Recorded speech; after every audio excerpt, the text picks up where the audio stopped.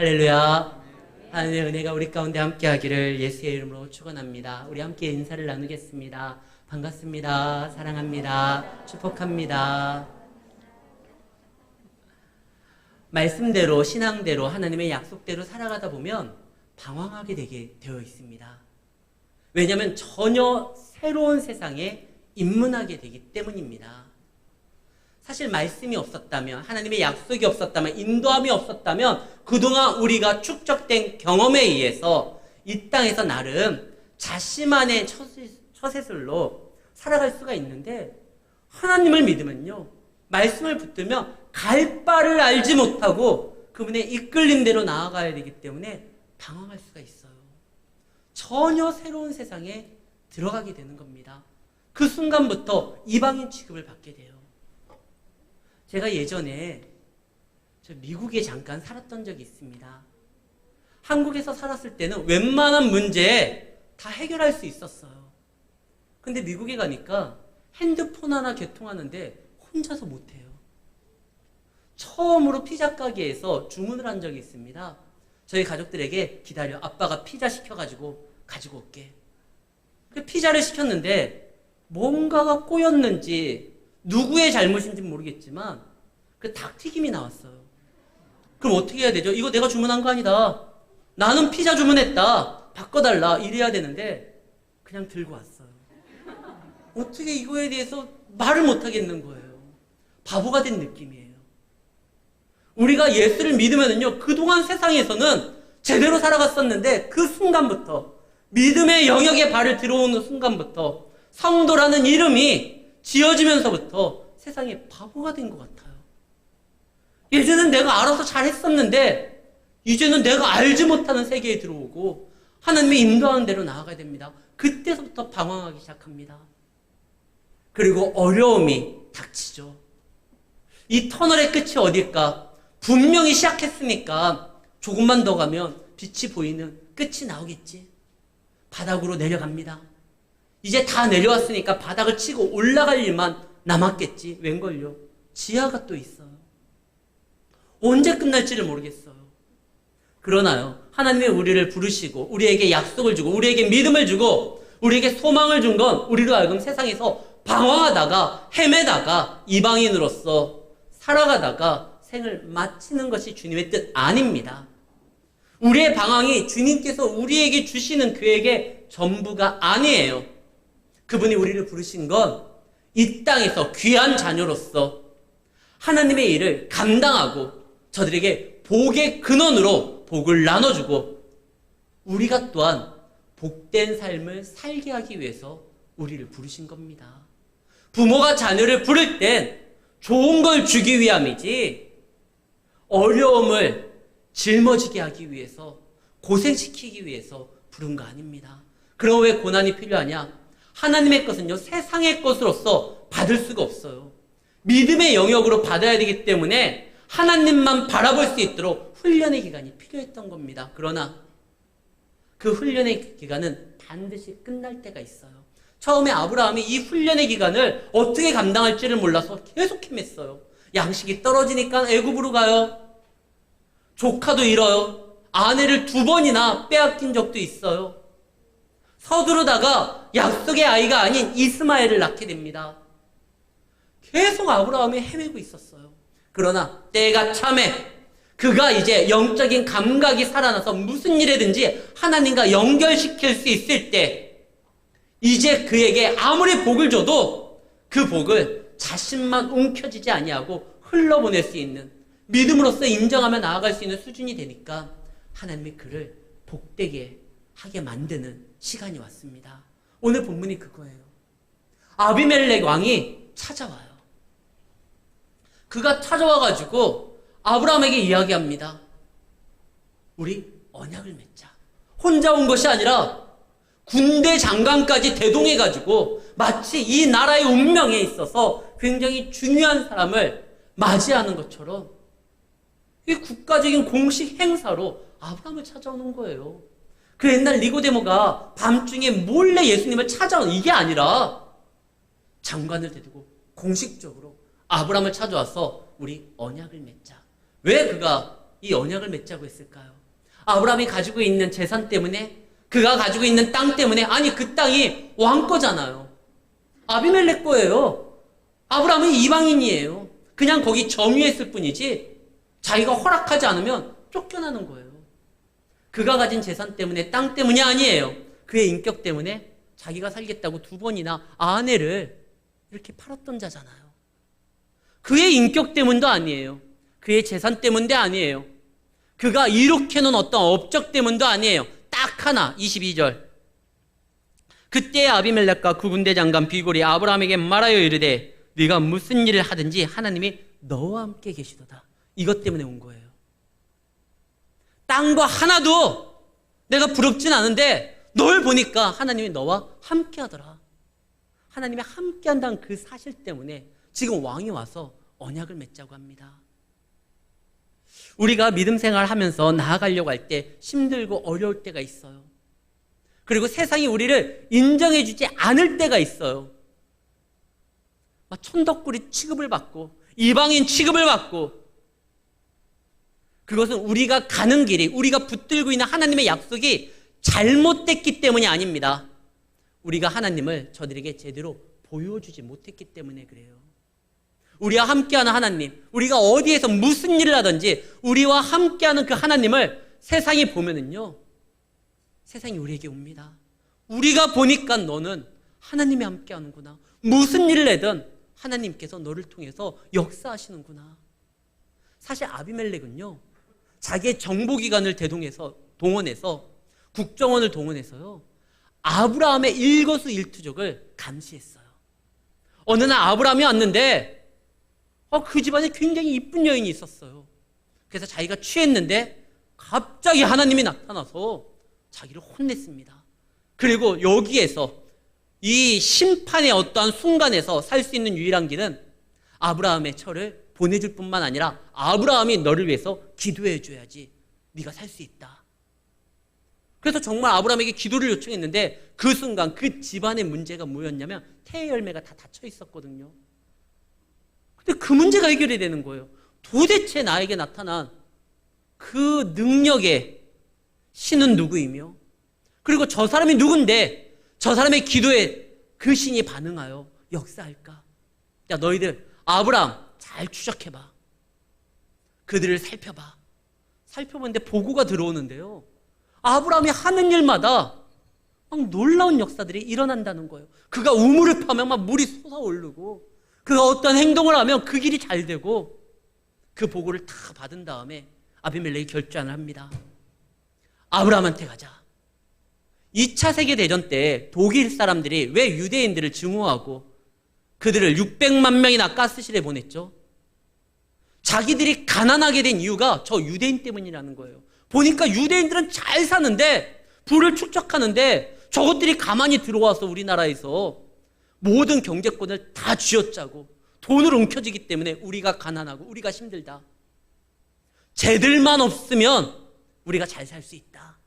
그래서 유대인들을 막 핍박했거든요.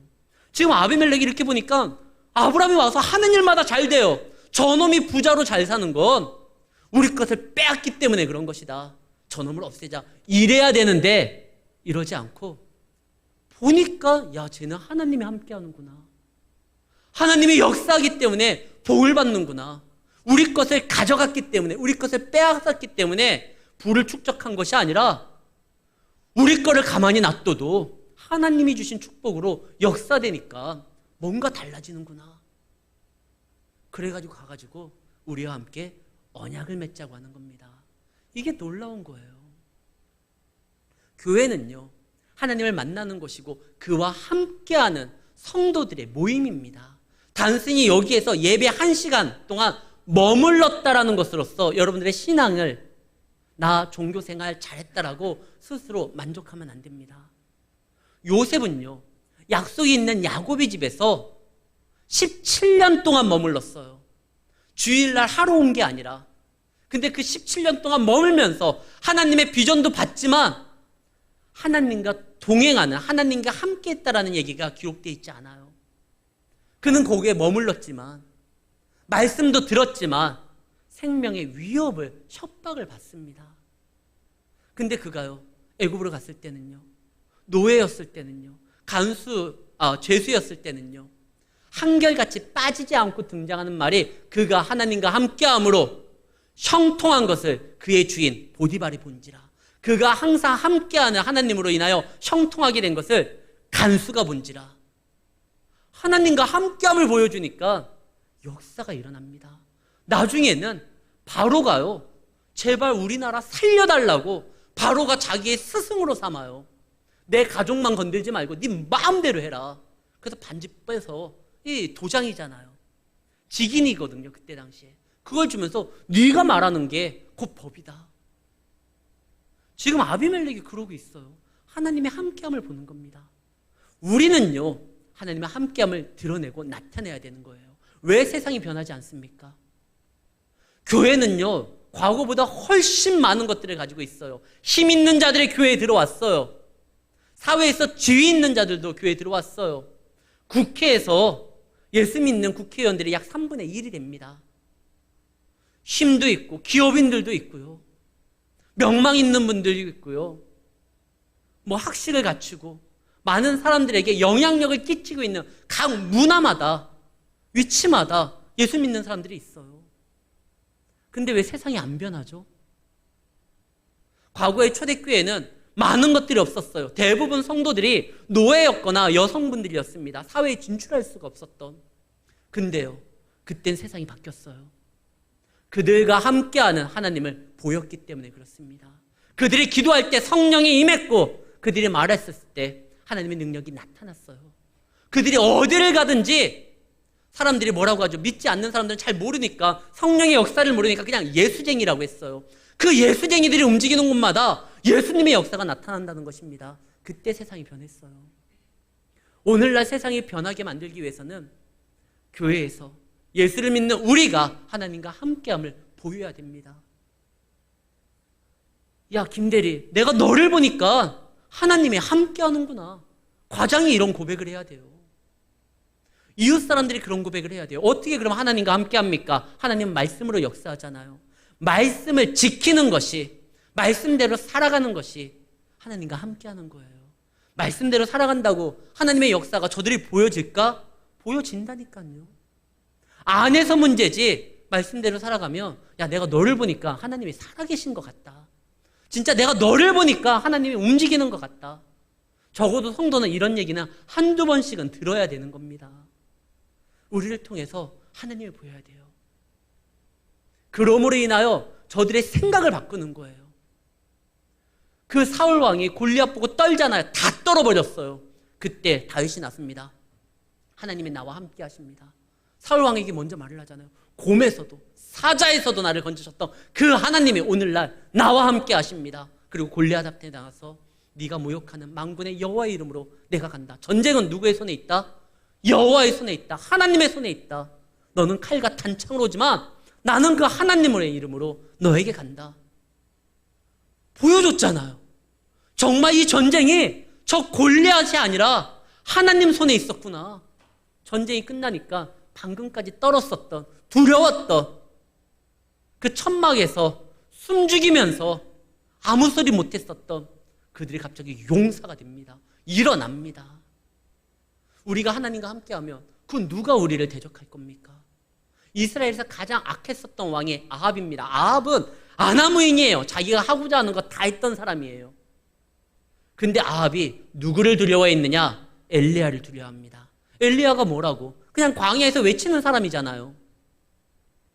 그런데 엘리야는 하나님의 사람이었어요. 하나님이 함께하는 자였어요. 그래서 그 땅의 왕이 엘리야만큼은 건들지를 못합니다. 두려워해요. 우리가 알고 있는 헤롯 왕이요, 예수님 당시에 그 헤롯 왕, 그의 아버지는 헤롯 대제는 자기의 왕위를 지키기 위해서 베들레헴의 2살 이하의 모든 사람들 다 학살했었던 그 못돼먹은 왕이었거든요. 그의 아들이 예수님 당시의 왕입니다. 그 헤롯이 누구를 두려워했죠? 세례 요한이요. 세례 요한이 헤롯의 잘못에 대해서 막 이야기하는데, 아니 왕에게 대해서 잘못 말하면 어떡합니까? 그때는 지금처럼 민주화 시대도 아니잖아요. 왕이고 국가인데 왕에게 지적을 해? 그건 잡아야 되는데 헤롯이 세례 요한만큼은 존경을 합니다. 그는 하나님의 사람이기에, 하나님이 함께하는 자기에, 하나님을 믿지는 않아도요, 하나님의 사람, 그 세례 요한을 건드는 것을 두려워했어요.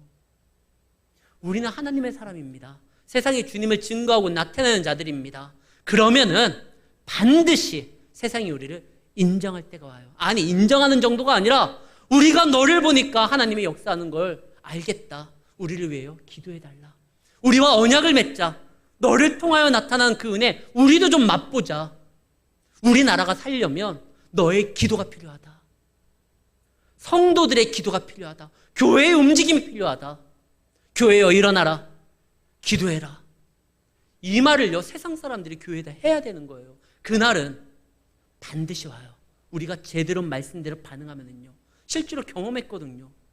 우리나라가요 이렇게 성장하고 발전하는 데는 기도의 힘이 필요한 걸 국가 지도자들도 알았어요.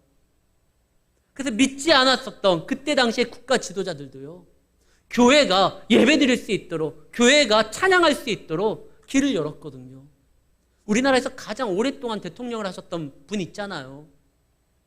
그 박통도요 다른 거는 몰라도요 주일날 예배를 드리는 데 있어서, 그리고 예수님의 생일을 축하하는 그 새벽송을 도는 거에 있어서는 그때는 그 심야 통행금지가 풀렸잖아요. 예수님 생일 알리는 날인데. 그리고 예수님 생일 공휴일로 아예 지정해놔줘요. 교회가 예배 드릴 수 있도록, 기도할 수 있도록. 교회가 그래야 돼요. 세상이요 교회에다가 제발 좀 기도해달라고. 지금 아비멜렉이 와서 머리를 조아립니다. 제발 언약 좀 맺자. 그때 분위기 좋잖아요. 이때 아브라함이 그래 언약을 맺어줄까? 오케이 맺어줄 텐데 대신 조건이 하나 있어. 야 저기 보이는 저 땅 우리가 살아갈 수 있도록 아예 내 명의로 좀 해줘. 이럴 수 있어요. 물 들어올 때 배 띄워야 되는 것처럼요. 지금 저쪽이 먼저 아쉬운 소리 하니까. 근데 아브라함이 갑자기 분위기 깨는 소리를 해요. 말씀을 보겠습니다. 25절 말씀입니다. 아비멜렉의 종들이 아브라함의 우물을 빼앗은 일에 관하여 아브라함이 아비멜렉을 책망하며. 아니 지금 분위기 좋거든요. 지금 왕이 와가지고 그냥 언약 맺자고 하는데 아 하나님이 나를 드디어 인정해 주시는구나. 그러니까 세상이 나를 이제 하나님의 사람으로서 인정해 주는구나. 이제 복의 때가 왔구나. 이제 기뻐해야 되는 그 순간 갑자기 그 왕을 책망해요. 야 예전에 내가 우물을 팠었는데 네 종들이 와가지고 그것을 빼앗았다. 아니 이걸 꼭 이 지점에 얘기해야 돼요. 분위기 좋을 때. 근데요 가끔 가다 보면 교회에서 어떤 일이 일어났을 때, 아니 교회뿐만 아니라 뭐 노회에서도 목사님들도 그래요. 무슨 일 있을 때 아유 그냥 은혜로 하자. 아 그거 더 이상 문제 삼지 말고 은혜로 넘어갑시다. 그래서 마치 은혜가 어떤 문제도 있는데 그냥 덮고 넘어가는 걸 은혜라고 생각을 합니다. 그러나 은혜는요 그냥 덮고 넘어가는 것이 아니에요. 변화시키는 게 은혜예요. 예수님이 이 땅에 오십니다. 지금은 은혜의 해다. 자 예수를 믿고 하나님을 섬기고 다 천국 갑시다. 저 죄를 졌는데 에이 괜찮아요. 너도 내가 덮어줄게. 다 주님께로 와라. 예수님 그러지 않았어요. 뭐라고 하죠? 회개하라. 천국이 가까웠다. 그러면서 은혜를 이야기하십니다. 간음에서 현장에서 잡혔던 여인 있잖아요. 돌 있는 자가 먼저 쳐라. 그러면서 예수님이 뭐라고 하죠? 나도 너에게 죄를 묻지 않겠다. 그러니까 은혜 가운데 살아가라. 이 말만 한 게 아니라 다시는 죄를 짓지 말아라. 너 지금까지 지었던 거 그거 죄 맞아. 다시는 그러면 안 돼. 은혜는요 변화시키는 거예요. 은혜는요 새롭게 하는 거예요. 그냥 덮고 넘어가는 게 아니에요. 만약에 그날 아비멜렉이 요때 그냥 덮고 넘어가면 사람은요 간사한지라 상황이 바뀌면 또 우물 뺏는 짓을 할 거예요. 아비멜렉이. 근데 이것이 잘못됐다는 걸 공식적인 행사에서 왕이요 군대 장관도 있고 많은 백성들이 주목하는 가운데에서 아마 그날 기자들도 많이 왔을 거예요. 블레셋 일보 기자들도 왔을 거고 가나안 일보도 왔을 거고 왕이 움직이니까요. 근데 그 공식석상에서 야 이것이 잘못됐다는 거, 내가 하나님의 은혜 가운데 파가지고 나타난 그 우물을 빼앗는 건 그거는 죄라는 거, 이거 인정하고 다시는 이런 짓을 하면 안 된다. 언약을 세우기 앞서 먼저 정리할 걸 정리합니다. 그런 다음에 언약을 세워요. 근데 이 언약을 세울 때 원래는요, 당사자들끼리 같이 재물을 가지고 와야 돼요. 같이 세우는 거니까. 근데 여기 말씀에 보면은요, 27절, 아브라함이 양과 소를 가져다가 아비멜렉에게 주고 두 사람이 서로 언약을 세우니라. 모든 비용을 아브라함이 다 이렇게 제공해요. 왜 그러냐면 이거에 대해서 내가 더, 이 언약이 지금 하나님 앞에 드리는 것이기 때문에 하나님 앞에 내가 더 철저하게 반드시 이것을 지켜낼 것이다. 이것은 창세기 15장의 영향이에요. 창세기 15장에 보면 하나님과 아브라함이 언약을 맺을 때 하나님이 끝까지 책임지겠다고 혼자 그 쪼갠 짐승 사이를 왔다 갔다 하신 장면이 나옵니다. 그 은혜를 받았었던 아브라함이 야, 언약을 맺는데 너는 혹시 안 지킨다 할지라도 나는 반드시 내가 다 감당할 거야. 내가 더 큰 책임으로써 이 모든 일들을 임할 거야. 그런 다음에 여기서 끝나지 않고 또 뭘 주냐면 따로 28절 아브라함이 7 암양 새끼를 또 아비멜렉에게 줘요. 야, 이건 뭐냐? 내가 우물을 팠던 그거에 대해서 너가 이것을 받고 증표를 하나 해라. 인정을 해라. 아니, 네가 원하면 내가 그냥 줄게. 근데 아까도 말했듯이 사람이 간사하거든요. 또 마음이 바뀌면 내가 그거 언제 줬어? 이 바뀝니다. 형제들 사이에서도요, 이 재산 문제 때문에 마음이 바뀌는 경우도 종종 보게 되거든요. 그래서 아브라함이 아니 그냥 네 말로써 그냥 내가 알았어 하고 끝날 문제가 아니라 이걸 가지고 우리 매매를 하자. 정확하게 행동하자. 그리고 아브라함이요, 어떤 문제 싹까지도 다 정리를 합니다. 이걸 보면 참 하나님이 아브라함에게 지혜를 준 것 같아요. 그리고 이것을 정리한 다음에 이제 아비멜렉과 군대 장관은 떠나고요, 아브라함은 그곳에 남습니다. 근데 떠나기에 앞서서 그 언약의 장소에 대해서 이름을 하나 줘요. 부엘세바. 이 말의 뜻은 무엇이냐면 언약의 우물이라는 거예요. 이제 이 우물을 볼 때마다, 이 우물을 기울 때마다 너 기억해라. 나도 기억하겠다. 우리는 하나님 안에서 언약을 세운 서로 간의 존재임을 인정하고 서로를 존중하게 되어야 된다. 그러나 아비멜렉과 비굴은 떠났지만 여기에서 계속 머물렀었던 아브라함은요, 나무를 하나 심어요. 무슨 나무를 심느냐? 33절 아브라함이 부엘세바에 에셀나무를 심고, 에셀나무가 뭔데 이걸 심었을까? 이왕 심으면 뭐 배나무를 심는다거나 종려나무를 심는다거나 감람나무를 심는다거나 포도나무 아니면 뭐 사과나무 뭐 이런 것들 심으면 좋잖아요. 때에 따라 수확도 얻을 수 있고, 아까 우리가 읽었었던 교동문이요, 교동문에도 등장하는 시편 92편에 등장했었던 종려나무가 있어요. 종려나무는 번성을 상징을 합니다. 예수님이 오실 때 사람들이 뭘 갖고 흔들었죠? 종려나무 가지 갖고 흔들어요. 또 성전을 지을 때 굉장히 중요한 제목이 바로 백향목이었어요. 향기도 좋아요. 이런 거 심으면 되는데 에셀나무를 심어요. 에셀나무는 한 9m까지 자랍니다. 그늘을 제공하니까. 그런데요, 에셀나무는 9m까지 자라지만 뿌리는 39m까지 뻗어요. 그러니까 자라난 것보다 땅에 박히는 것이, 이 물을 찾기 위해서 깊게 뿌리를 내리는데요, 39m입니다. 약 40m의 뿌리를 내어놓습니다. 이 말이 뭐죠? 지금 나무를 심는데 그냥 심는 게 아니에요. 의도가 있는 거예요. 이제는 더 이상 나는 이 땅의 이방인이 아니다. 나는 방랑자가 아니다. 이곳은 하나님이 나에게 주신 약속의 땅이고 축복의 땅이고, 나는 여기에서 이제 이방인이 아닌 복을 나누어주는 하나님의 사람으로서 이 땅의 주인이다.